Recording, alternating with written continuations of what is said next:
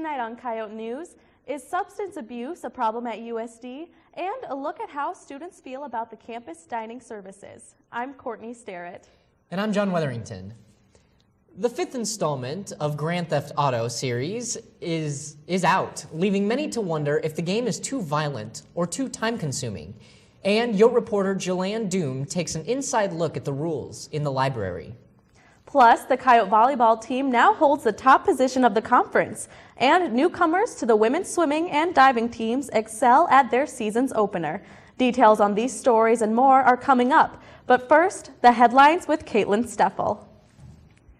The Bureau of Alcohol, Tobacco, Firearms, and Explosives has given permission to an agent to publish a book about the failed Fast and Furious operation.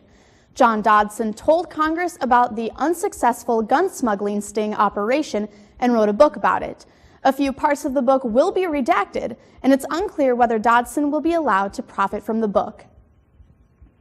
Twitter has announced it'll put its shares on the New York Stock Exchange. The company isn't saying when it'll start trading, but expect it'll be before Thanksgiving. Twitter chose the NYSE over the NASDAQ after it fumbled Facebook's debut last year.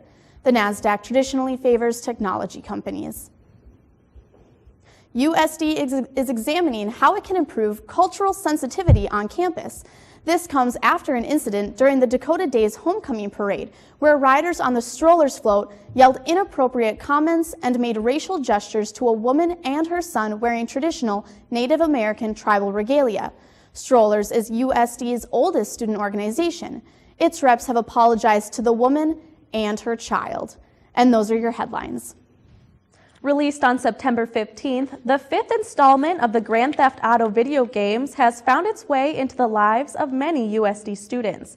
No, some students are questioning the game's violence and its effect on students' grades. 3 days after its release, Grand Theft Auto earned $1 billion in sales, setting a new record for the video game market.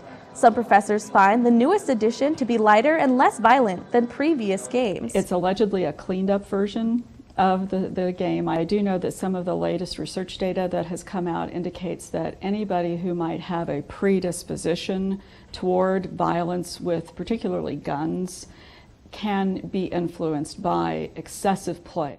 Students playing the new GTA several hours a week may not have as much time to devote to their schoolwork. Day to day, I probably play 3 hours. So it really hasn't affected my grades at all. I'm a pretty good student, so I can kind of keep up with my work and still be able to play socially with my friends. My favorite thing to do, I say, would be to drive the cars around and just be able to crash in whatever you wanted to. I think it depends on how they use it. If they manage their time, then it's probably not that big of a deal. It's probably a good release, actually. Grand Theft Auto has been criticized over the years for its excessive violence and portraying illegal behavior. Some research indicates that playing violent video games leads to increased violent behavior in everyday life, while other research indicates it prevents people from actually committing crimes. Coyote News wants to know what you think. Do you think Grand Theft Auto and other violent video games lead to violence in young adults? Have you seen the effects of this? Go to our Coyote News Facebook page and comment on our question, or tweet us at Coyote News. We'll share some of your responses at the end of the newscast. The Vermilion Police Department and other law enforcement officials are investigating a reported sexual assault. The Sunday following Dakota Days, officers responded to a call at Coyote Village involving a male and a female student. The police have not released any details because of the investigation's sensitivity. University officials also aren't commenting on any possible safety concerns relating to the situation. Coyote News' Nicole Griffith is live in the muck with the Volant editor Megan Card for the latest confirmed news on the investigation. Nicole. Thanks, John. USD is not known to have a high rate percentage. However, this is one of the rare cases when it has occurred. Thank you, Megan, for being with me today. Coyote News had a lot of difficulty having a university official comment on the situation. Did the Volant have the same? Immediately when we found out Wednesday, it took a couple of days for us to actually find out what had happened. It did take some time to get a university official to at least confirm that there's something going on. We ended up having to go through local law enforcement, the Vermillion Police Department, which is currently investigating the incident. They did confirm it happened. Then we had to go to the University Police Department to get it confirmed that it happened in Coyote Village and get some idea as to what time of day it happened. But it's been kind of difficult getting statements from the university in regards to why they didn't tell students about it right away, where they are in the situation, and what's kind of next in regards to like safety tips and kind of education for the campus. Did the university officials give any reason to why they would not comment on the situation? There is, I think, some hesitation because of the sensitivity of the case. You obviously want to give both people involved due process. These kind of cases necessarily aren't always black and white, and they want to be careful as to what's released and what isn't for people's privacy. But there is concern as regards to, why they didn't give alert right away was because they didn't think it was an immediate threat to campus, is kind of the reason given to me by Dean of Students Kim Grieve. As well as why they haven't told students about it now is mostly because they want to wait for the investigation to, I guess, continue and, I guess, conclude at some point. All right, well, thank you so much. The investigation is still ongoing. Live in the Muck, I'm Nicole Griffith. Thanks, Nicole. Coming up after the break, dining hours at the Muck are making it difficult for students to eat on campus. And USD is remembering former men's basketball coach and athletic director Jack Doyle. Stay with us.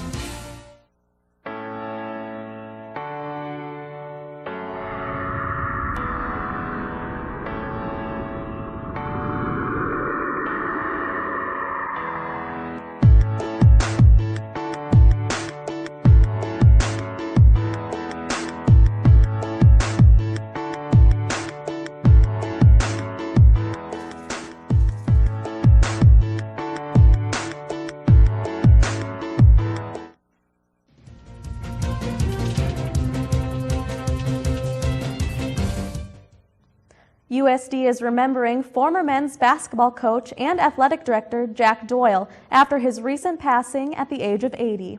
Doyle's family and friends attended a memorial service at Howler's last Friday. Jaw dropped, and he said, "Why not?" I said, "Because you're the new head coach." And then obviously the rest is, he became the athletic director and then went on and did a marvelous job. He was loyal to his family. He was loyal to this university. And we should all be proud of that. We should all be thankful that we knew him. And thank you. I had the opportunity to know him and work with him for more than 40 years, and he was a class act in every respect. We're going to miss him a lot. Doyle aided in the construction of the Dakota Dome, coached the USD and SDSU basketball team in the historic match in Havana, Cuba, and was inducted into the National Association of Collegiate Directors of Athletics in 2006. This past weekend, both USD mock trial teams competed and placed at an individual tournament at the University of Minnesota. In a field of 22 teams, USD's Team A won third place and Team B won fourth. Team B also won the Spirit of AMTA Award, which is voted on by the competitors and given to the team who displays the greatest level of professionalism and collegiality. In addition, 4 students won Outstanding Attorney Awards. Brianna Helland, Amanda Jansen, Seth Lepore, and Caitlin Steffel all received the awards. The closing of a Muck restaurant has resulted in some students going hungry in the early afternoon. USD students no longer have any campus dining options from 2 p.m. to 5 p.m. on weekdays. Lauren Wilcox of Planning and Construction says the popular Charlie's Grill was closed to make room for the expanding dining options, which will serve the same food originally found at Charlie's. But students will have to wait until next year. While Muck construction has proceeded as planned, Einstein's Bagels won't be opening full-time until November. Both the Qdoba and Chick-fil-A locations are expected to open in January. Students wanting to get food can either go to the C-Store in the Muck, the Pod in Coyote Village, or the Beatty Bump. On this week's blog, Chuck Gresser encourages students to start recycling. Everyone's heard their great Aunt Eleanor say, "A penny saved is a penny earned." College kids are always trying to make a quick buck. If there's an object in the house like an old futon that can be sold, it will be. Obviously, having a job or another reliable source of income is ideal. But there are other ways one can supplement their riches. Here are some great recycling tips using objects you thought were garbage and reusing them for another purpose. Are you 18 to 20 and a half year olds looking for a good way to carry around your beer around campus without getting a citation for minor under the influence? Are you 21-year-olds and older trying to figure out a way you can carry that delicious bottle of peppermint schnapps around without getting a citation for open containers? Well, now I'm here to tell you recycling is the key. McDonald's bags are the perfect beer and/or container carrier. Rocking the recycling, not getting arrested, I'm loving it. For the cat lovers, instead of throwing away that bottle cap or water bottle, poke some holes in it, pour in some catnip, and throw it across the room. Or for dog lovers, pour any leftover sauce or salad dressing or any food that makes a mess, really, and wipe it all over the bottle. Your dog will love his new chew toy. Perhaps you are more of a small rodent person. Take your hamster and put it in that bottle and let him roll around. Maybe you have all three pets. You can put your hamster in, still put catnip and barbecue sauce all over it, and let all three of them get some great quality friend time. Well, that's all I've got this week. I hope recycling will enter your hearts, because to keep this world beautiful for our children and our furry companions, it requires all paws on deck. Thanks for watching. For Coyote Blog, I'm Chuck Gressy. Coming up after the break, does USD have a problem with illegal use of drugs on campus? Plus, a look at possible outcomes for the current issue of the debt ceiling limit. Stay tuned. Wealth. Money.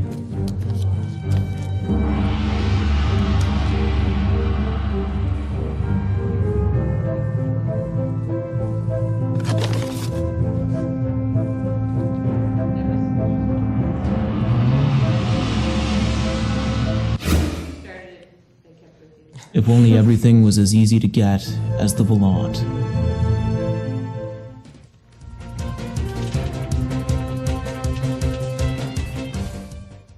Midterms are quickly approaching, and students may be finding themselves overwhelmed with the pressure of late-night studying. Some may find themselves turning to study drugs, such as Adderall, to make it through the long nights. But the students might not have a prescription for the drugs. Adderall and Ritalin are considered a Schedule II drug. Schedule II also includes cocaine, oxycodone, and amphetamines. These drugs are commonly used to help ADHD patients, but they're being misused by students to keep them awake and increase concentration. Sam Nelson with the Vermilion Police says possessing legal drugs can be a crime. Being in possession of somebody else's prescription is a felony, and it doesn't matter if it can be something as little as even like a prescription cough medicine or something like Adderall or any type of drug like that. If it's not your prescription, you can't have it. Not only should students not take prescriptions that aren't theirs for legal reasons, but it also is not healthy. Officer Crystal Brady says prescriptions can affect people differently, and I would suggest that people read up on it and actually know what they're taking. They don't have a prescription for it, so they don't know if it's something that their body can take, if the dosage is right for their body, if it's something that they already have that could be affected by it, like a medical condition they already have. Finding out what types of changes it'll have on their body. Sometimes it'll cause people not to have an appetite and not be able to sleep, causing mood effects in people that they really don't understand that those effects are going to happen to them. They just look at the side of it that they want to stay awake and be able to retain more information. Being caught with someone else's prescription drug is a possession of a controlled substance. An individual can face jail time, multiple fines, drug counseling, and possibly prison time, depending on the amount and number of offenses. Nationally, the debt ceiling political controversy has been all over the news. Coyote News' Kathleen Surrey is live in the muck with political science professor Elizabeth Smith, who's been following the issue. Kathleen? Thanks, Courtney. Congress has officially reached a deal to reopen and keep the government open and to also raise the national debt ceiling just 24 hours before they would have defaulted on government loans. We're here to get an expert take on this issue. Thanks for being with us today, Betty.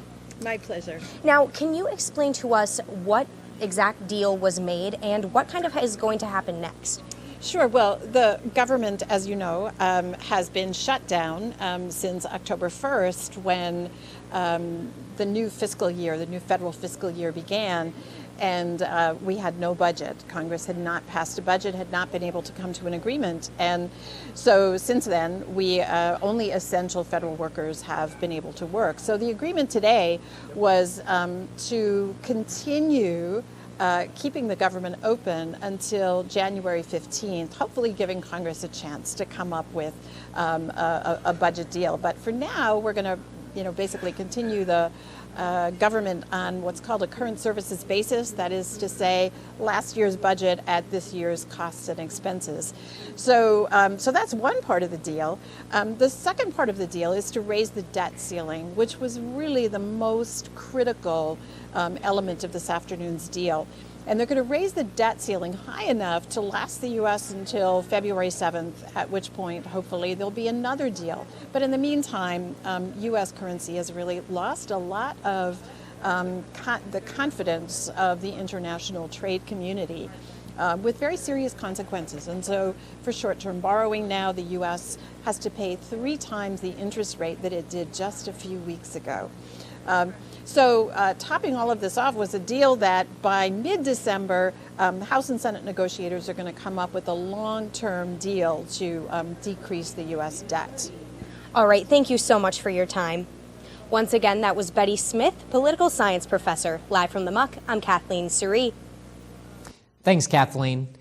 In its continuing efforts to improve campus meal options, the university kicked off the fall with a dining survey. Campus Dining wanted students to share their opinions on how to improve the food service and make it more student-friendly. Coyote News asked students what they think of USD's dining services. I'm usually pretty happy with our campus dining. I just wish that we had more options, especially in the vegetarian area. Campus meal options are the students' main source for nutrition, but not everyone says the food service options fulfill their appetite. I really like the vegetarian section at the Commons, if you've ever eaten there. They have eggplant lasagna. I absolutely loved campus dining. I was upset that I couldn't actually afford a meal plan this year because I absolutely loved the campus dining here. Coyote News contacted Aramark for this story, but we haven't received any comments from the campus dining provider. Libraries are stereotypically known for their silence and for the librarians who constantly shush the loud students. On this week's Yote Report, Joanne Doom investigates the quiet rules in ID Week's library and if students follow them. College students prefer all kinds of study environments, from collaborative and loud to dead silent. One building on campus allows for all types of study habits, but sometimes students abuse it. With midterms just around the corner, quiet time in the library is becoming more and more important to students. The 3 floors of the library are segmented into different levels. The first floor, or Academic Commons, is for all students to use for many purposes like printing and group work. The second floor, or Quiet Zone, asks for minimal talking. And the third floor is the silent floor. Circulation Desk Manager Julie Junker says cell phone noises can be very distracting for studiers, so students should always have them on silent, especially in the upper floors. She says certain areas of the library are very sensitive to noise. The central staircase, the sound travels straight upstairs to 3rd floor. So it's best if you can use a hallway, stairway that you can step off to the side. Junker says if students complain about a noisy group and they don't quiet down, the next step is to call university police. One new feature the library offers is a live chat service with the reference desk. The service is meant for students with a reference question, but students can use it to text the librarians with a noise complaint. Junior Josie Jansen says she studies in the library every day, and she would use the feature if needed because of its anonymity. I would use it just because then you don't have to go up to them and say it yourself, and the librarian can be the bad person and say it. Junker and Jansen both agree the busiest and noisiest times of the year in the library are finals and midterms. Though crunch time hasn't arrived just yet, Junker says that noise hasn't been a big issue so far this year. For the Yote Report, I'm Joanne Doom. Thanks, Joanne. Coming up after the break, everything you need to know about what's happening in the world of national and local sports. The women's volleyball team is first in the Summit League Conference. Stay with us.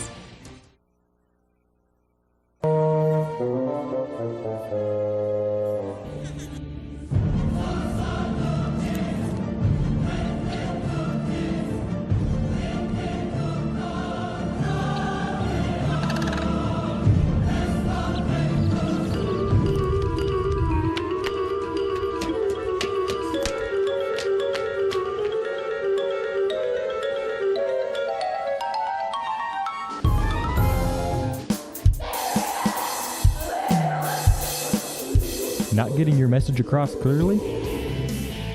Contact Kyle Creative for all your promotional needs.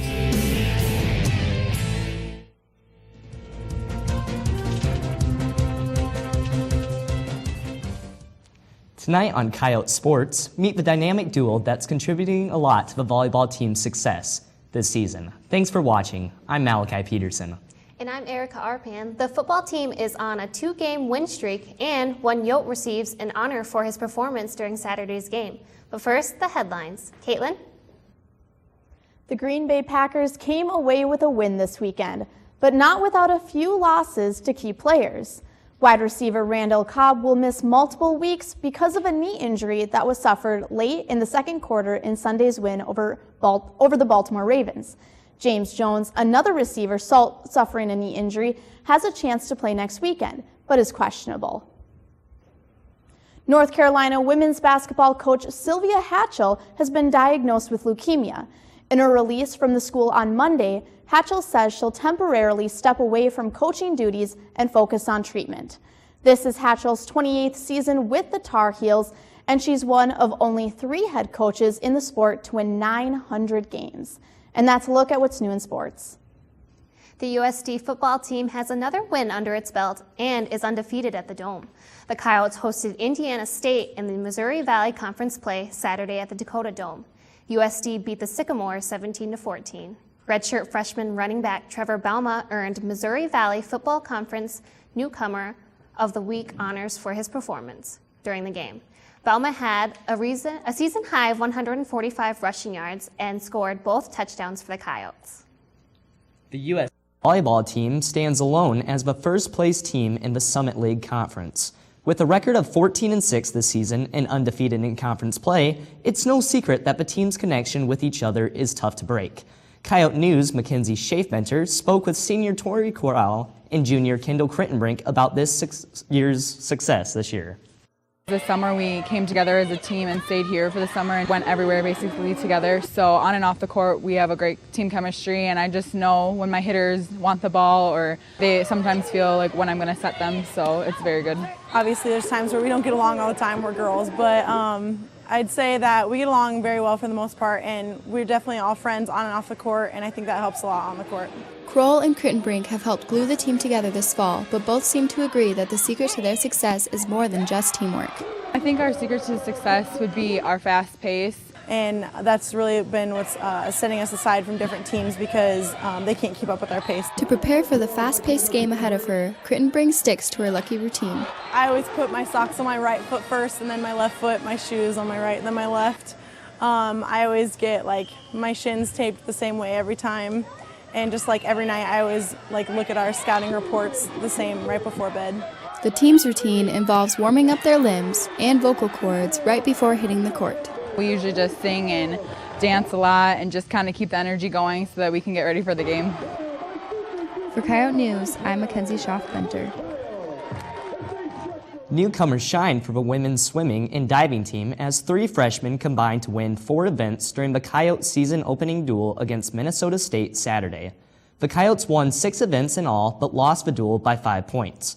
Freshman Grayson Herting was named the Summit League's Women's Diver of the Week after winning 2 events at the meet. She recorded a league-high score in the 1-meter dive and the second highest league score in the 3-meter this season. South Dakota will host North Dakota and Iowa State on consecutive nights this Friday and Saturday in the Dakota Dome. On this week's sports commentary, Kelly Stewart reminds us there are rules when it comes to catching free t-shirts. Every week I usually talk about a not-so-serious sports-related matter, but this week I need to inform you all of a serious issue in the sporting world. T-shirt catching etiquette. You see, the chivalry of catching T-shirts at sporting events is slowly dying. I've witnessed it with my own eyes. And I just want to give everyone a little refresher on the rules of catching the tees. First of all, we all know the competition is tough out there. But please, remember that you are entitled to a space including your body width plus the length that your arms extend out. This is your bubble, and any T-shirt entering that target zone is fair game for you. Now, I'm fully aware that at sporting events, people's bubbles may overlap, which brings me to my next rule.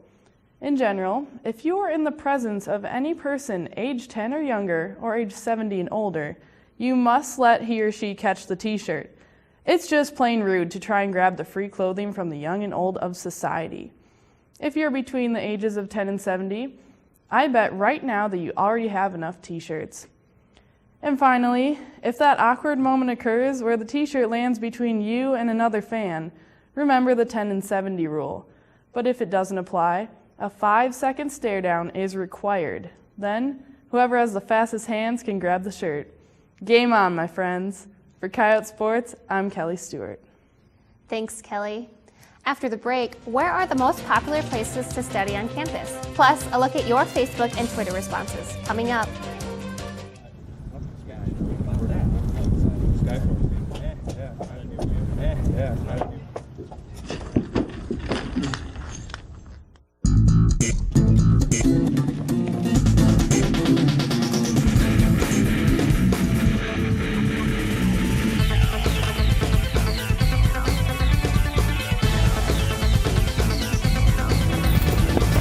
Excuse me, ma'am, what is this?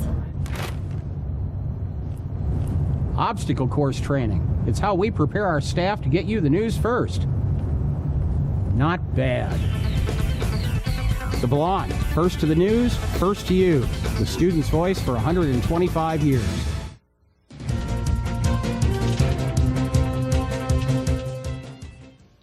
It's midterm time, and USD's campus has many different options when it comes to finding study hotspots.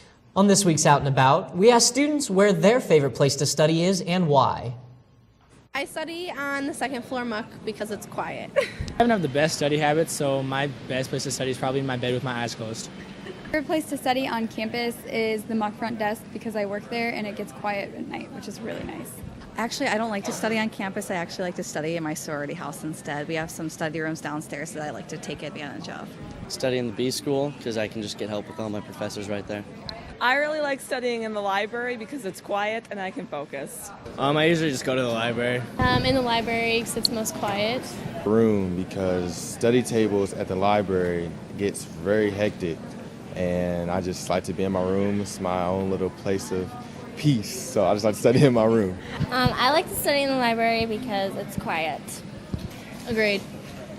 Heard that. My favorite place to study is the Al Newharth building because all my classes are there, so it's easy to just study and then go to class.